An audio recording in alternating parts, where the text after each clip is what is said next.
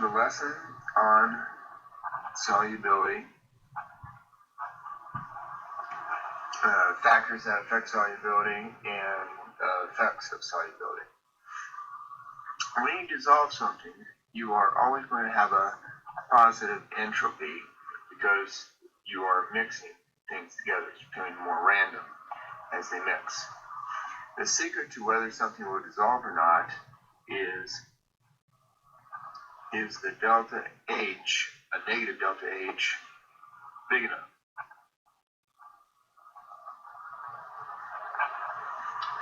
So you got an energy concern and an entropy concern. The entropy will always be positive because it's becoming more random. If you mix a polar substance with a polar substance, it takes a lot of energy to break them apart, to separate them, separate the solvent and the solute together. But you also get a big amount of energy when you bring them together because the positive and negative attractions is released when formed.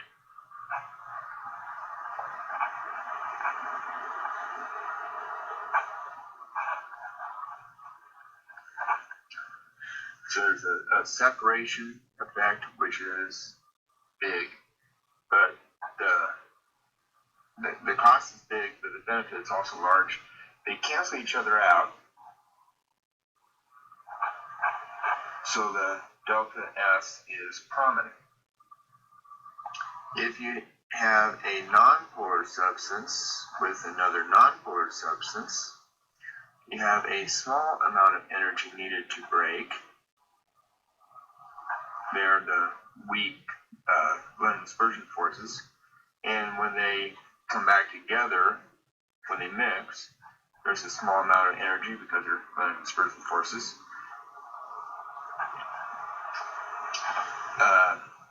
When formed, the small energy cost and small energy profit cancel,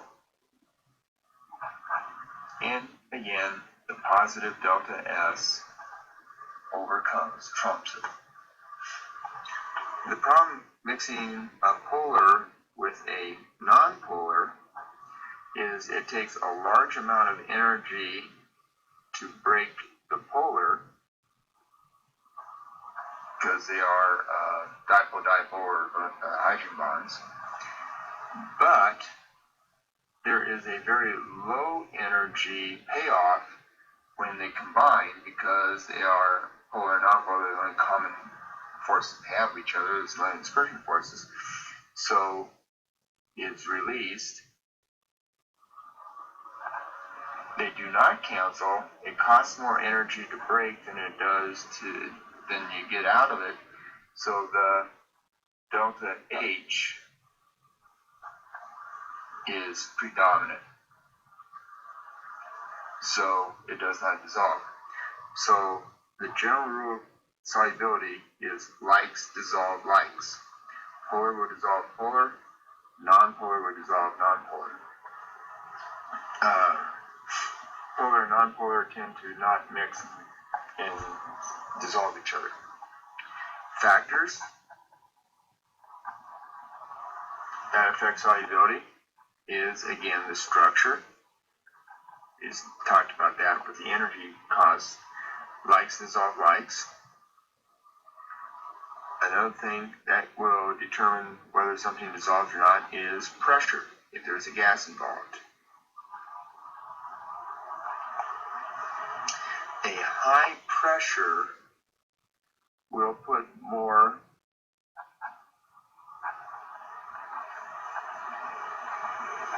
gas in solution. A high pressure will force more gas in the solution. It'll force those gas particles in, like shoving them in. Your high pressure will increase the vapor pressure, which will reverse the rate of reaction until it goes in. Contraindicated to that, if you lower the pressure, the gas will come out of solution.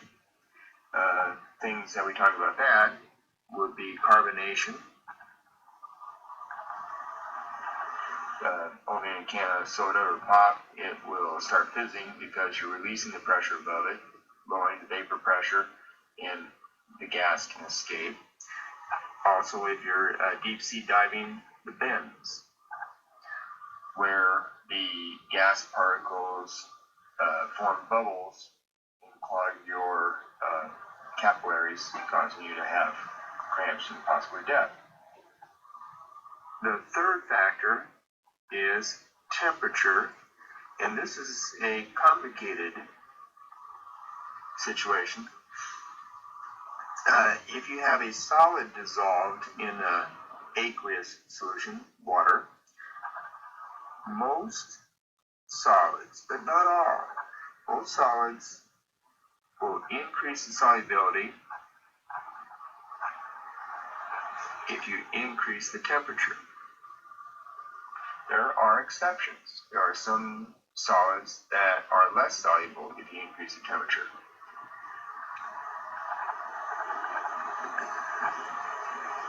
Some solids are reversed.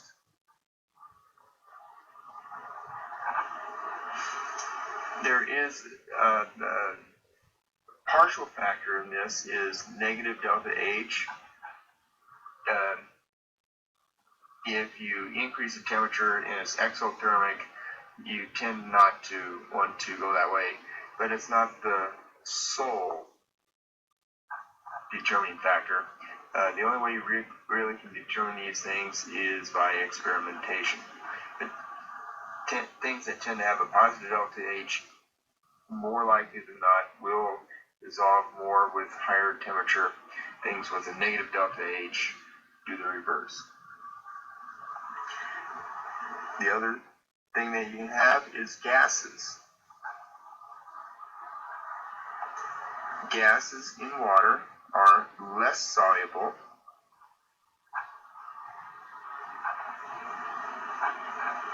as you increase the temperature. You can think of this as if you have an increase in the temperature of the gas particles, the gas particles have more kinetic energy, which means they can escape the liquid. They can overcome the adhesive intermolecular forces keeping them in solution. Almost 99% of the gases will do this in water. Where you increase the temperature, the gases are less soluble. This has occurred with some fish kills. If the water gets too warm, the oxygen leaves the water, and essentially in very warm water, fish will drown because there's no oxygen in the air. The other thing that we're going to talk about is vapor pressure solutions, briefly.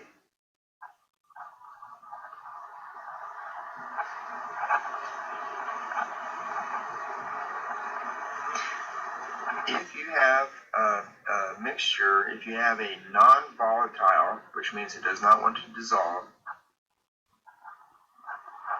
liquid mixed with another liquid, the non-volatile liquids tend to have a high intermolecular force, and they tend to grab the solvent, hold them back, keep them from escaping. So keeping them in solution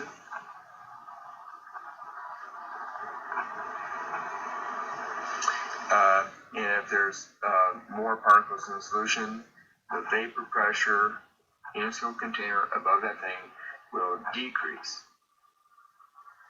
If it's a volatile liquid, it is a volatile solvent, solid, the opposite happens.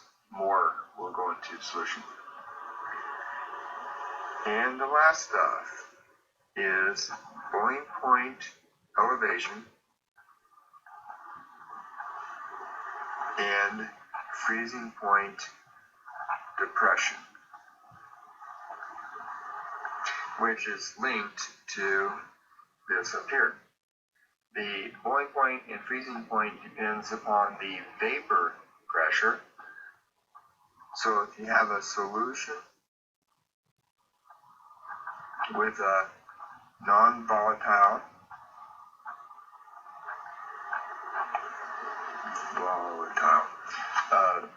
solute in it, will boil at a higher temperature because they are grabbing the solvent, keeping them from doing it. They lower the vapor pressure. Lower vapor pressure means you have a higher boiling point. And the same effect goes with melting. A solution will melt or freezing point, at a lower temperature.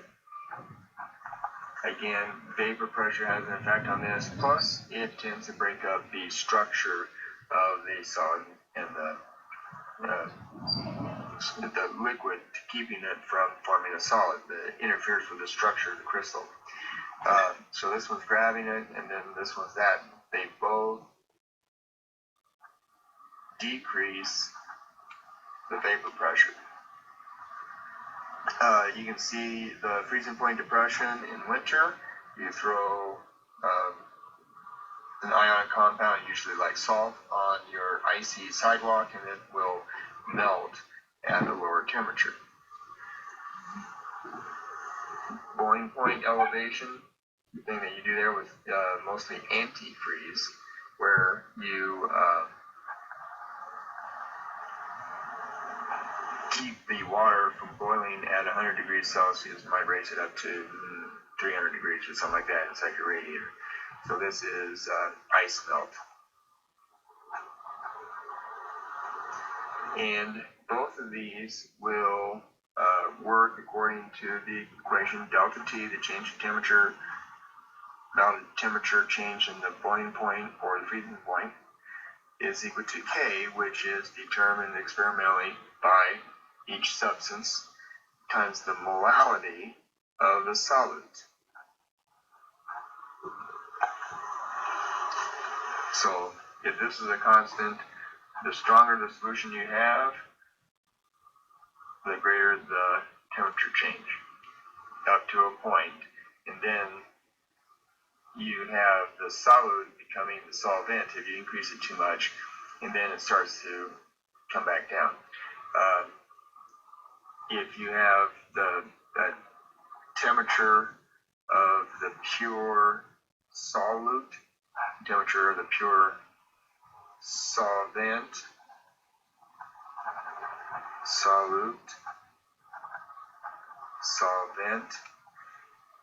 it gets to be like this. Not generally, but usually somewhere around 50%, 50%.